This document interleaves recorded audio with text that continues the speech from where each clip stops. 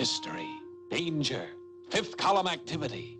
Aha, secret weapons, deadly formulas. These are the forerunners of invasion. Say, what kind of an invasion is this? Why, it's just a bunch of kids in a doctor's office. What do you suppose they're up to? Uh-oh. Well, now, these floors are kind of slippery.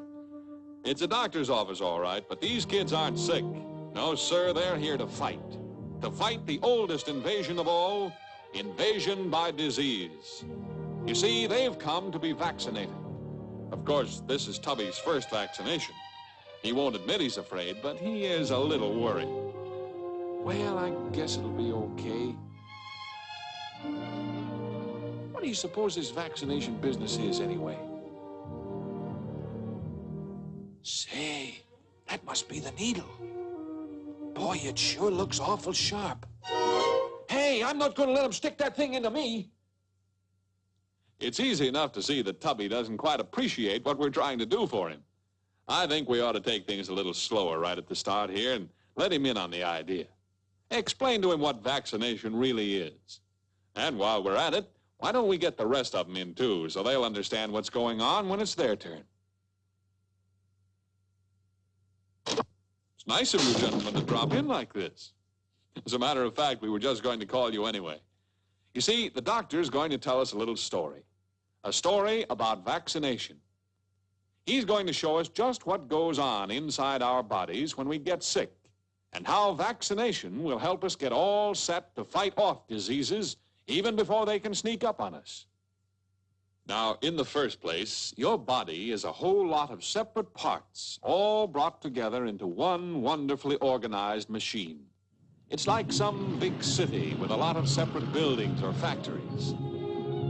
For instance, the heart is the central office for the distribution of supplies to the other buildings of the city. And the blood is really made up of many little workers, which the heart sends to the different factories. Come along over here a minute. We'll show you some of these little workers in person. Of course, we can't show them to you while they're traveling around in your body doing their work, but you can see them sitting still on this glass slide. First, we'll spread them out thin so as to get a good look. There.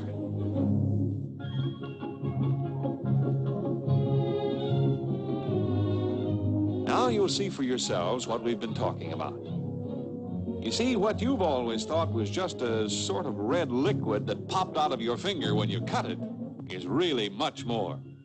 It's actually millions of little workers with a job to do. The job of keeping us alive.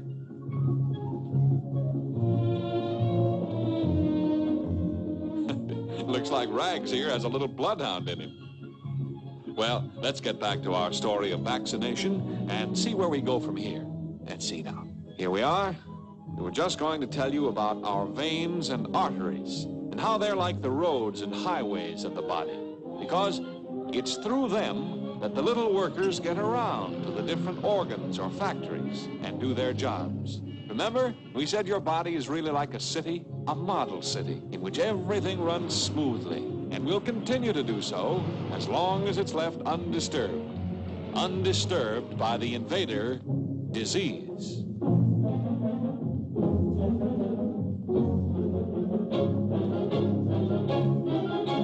You see, the wall around this city has a gate through which supplies of raw materials must be taken. Suppose, for example, that you're loading up a new stock of groceries. Bread and butter, lots of jam on it, ice cream and cake. This busy, peaceful city never heard of the invader. But look, the enemy. It's a deadly disease germ, all right. Oh, but there's only one. What harm can he do against the millions of little workers? Just watch him. Suddenly there are 2, then 4, then there are 8, and more to come. Now we understand why diseases are so deadly. It is because they have the power to transform themselves quickly into gigantic, menacing hordes. He doesn't look so harmless now, does he? Before you know it, they multiply themselves into millions. Invasion. The alarm is sounded. The workers pour into the supply buildings to arm themselves, but there aren't enough weapons to go around. And it's only with guns that the invaders can be conquered. There is nothing to stop them here because the body is not prepared. Frantically, the factories are converted to the manufacture of the all-important weapons, but they are far too slow. And as the ranks of the invader multiply with terrifying rapidity, we see that it is already too late.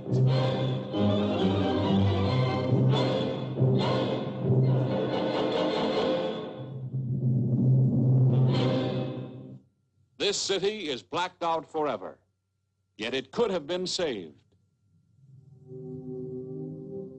You see, boys, this city, or rather this man, died because his body did not have arms and ammunition, or in other words, powers of resistance against disease. He was not prepared. And he was not prepared simply because he failed to take advantage of the greatest weapon against disease that medical science has to offer: vaccination. Great men in all the countries of the world have struggled year after year, even given their lives in order that we might live. Jenner, Pasteur, Koch, and many others have worked to create this harmless little fellow who will protect us. He doesn't look like much, does he? But wait until you see what he can do for us. First, we have to get him into the body, and that's where vaccination plays its part. In vaccinating against the deadly smallpox, for example, an ordinary point like a darning needle presses sideways against the skin, letting in a few of the little helpers. But the lookouts inside the body do not know that these little fellows are harmless. They see their wall being attacked and strangers entering the city, and to them it's a real invasion, and the army marches forth to battle. But in this case, there's nothing to fear from the weak, make-believe invaders.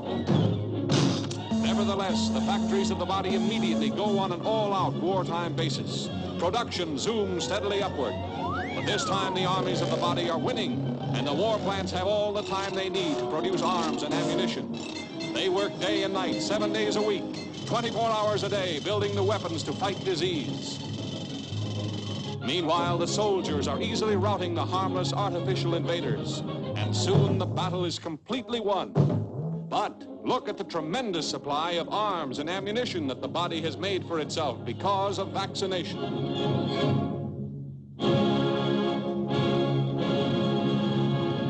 We're ready for the invader. Let him come. Now, suppose you should catch some deadly disease right out of the air itself, because eating isn't the only way the invaders can enter. They fly around on tiny dust particles or little drops of moisture. They're apt to be all around us, anywhere, anytime. But if you've been vaccinated, you don't have to worry, because your body is prepared against the invader no matter which way he chooses to enter. Here they come, airborne troops launching their deadly attack. They're sure of themselves, confident of their power. But, brother, they've got a real surprise in store for them this time.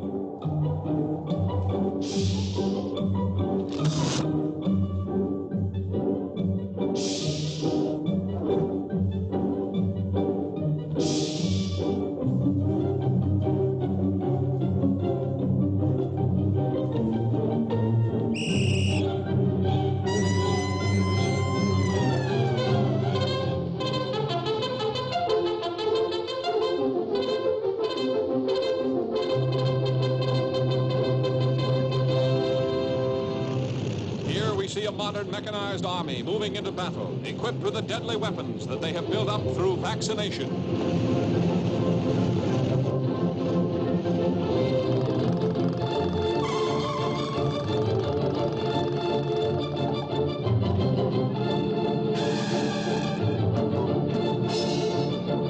The Black Horde continues its menacing advance. This is no false alarm. This is a real, full-scale invasion. But the army of the body has been prepared. Look, our fighters are knifing through the invaders, slashing them to ribbons. Watch them use the firepower of mobile equipment to overcome the deadly disease germs. On every hand, we see brilliant examples of military strategy.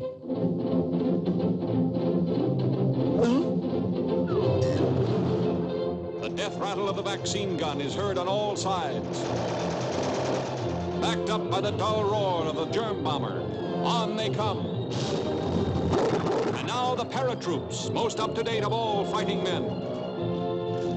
Watch them take over behind the lines, highly trained by vaccination in all the tricks of modern warfare against disease.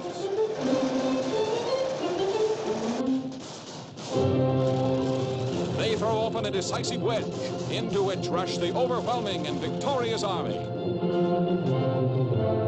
Victorious because they have arms and ammunition given them by vaccination.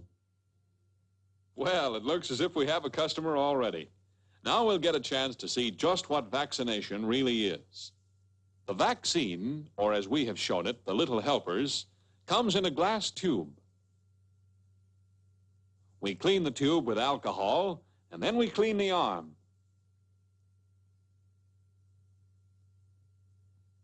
Next, we break the tube to allow the vaccine to come out.